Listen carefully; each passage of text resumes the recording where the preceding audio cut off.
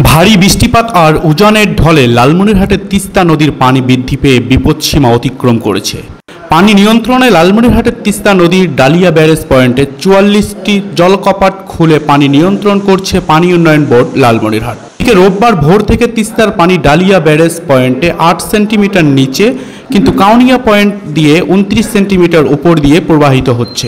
পানি বৃদ্ধির ফলে লালমনিরহাট জেলার পাটগ্রাম উপজেলার দহগ্রাম, হাতীবান্ধা উপজেলার সানিয়াজান, গড্ডিমারি, ডাউয়াবাড়ি, কালীগঞ্জ উপজেলার ভোটমারি, চর বৈরাতি, আদিতমারি উপজেলার মহিষখোসা, গোবর্ধন সদর উপজেলার কালমাটি, হরিণচৌড়া, খনিয়াগাছ, রাজপুর, গোকুন্ডা সহ অন্তত ১৫টি গ্রামে ২০,০০০ মানুষ পানিবন্দী হয়ে পড়েছে।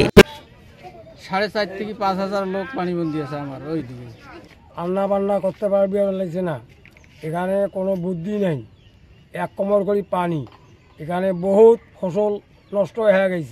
बांग्लादेश का आदमी लोग इतना मुश्किल होता है ना, वो आदमी लोग खाना पीने का नहीं है, पूरा मुश्किल है।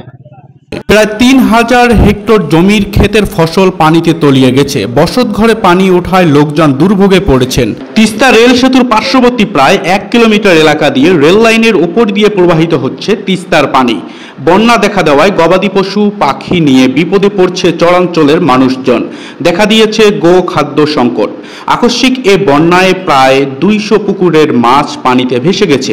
অনেক ক্ষতি হবে বন্যায়। ২৪ ঘন্টায় দেশ এবং উজানে ভারী বৃষ্টিপাতের সম্ভাবনা একেবারেই কমে গেছে। সেক্ষেত্রে আমরা বলতে পারি সামনে আর পানি বাড়ার কোনো সম্ভাবনা নেই এবং আগামী ৪৮ ঘন্টায় আমাদের যে এখন আপনারা জানেন কাউনিয়া পয়েন্টে বিপদসীমার মধ্যে আছে, সেটাও আশা করতেছি আমরা ২৪ ঘন্টায় নিচে নেমে যাবে। পরিসংখ্যানটা মনে নেই, কিন্তু আমরা ১০,০০০ ফ্যামিলিকে সিলেক্ট করেছি। সিলেক্ট করে যেমন ধরেন এই সদরে আমরা ৩০ মেট্রিক টন চাল অলরেডি দিয়ে দিছি। গোখাদ্য হিসেবে ১ লাখ টাকার গোখাদ্য দিচ্ছি। শিশু খাদ্য হিসেবে আমরা ১.৫ লক্ষ টাকার বরাদ্দ অলরেডি দিয়েছি।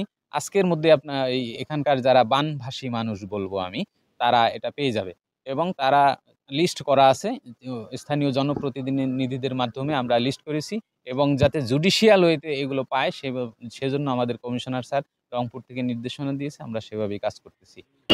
বন্যা স্থায়ী হলে সব ফসল পচে যাবে। সংশ্লিষ্ট ইউনিয়ন পরিষদ চেয়ারম্যান ও উপজেলা নির্বাহী অফিসারদের নির্দেশনা দেওয়া হয়েছে বন্যার ক্ষয়ক্ষতি নিরূপণের জন্য বলে জানান জেলা প্রশাসক লালমনিরহাট।